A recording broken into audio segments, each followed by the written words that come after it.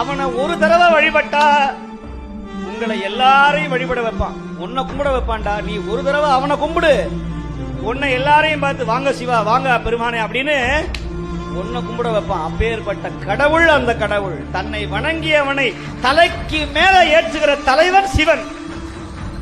நீங்க சிவனை சாதாரணமா இட போட முடியாது. நான் ஏன் இப்படி சொல்றேன்னா நான் அனுபவிச்சிருக்கிறேன், அதனால சொல்றேன். அவர் சோதிக்கிற கடவுள்.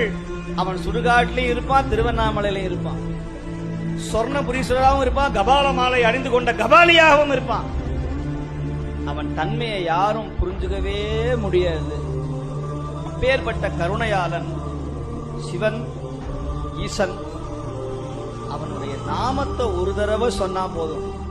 துன்பமோ இன்பமோ கற்றுத்தரும் காலமே, நம்பினால் யாவும் மாறுமே.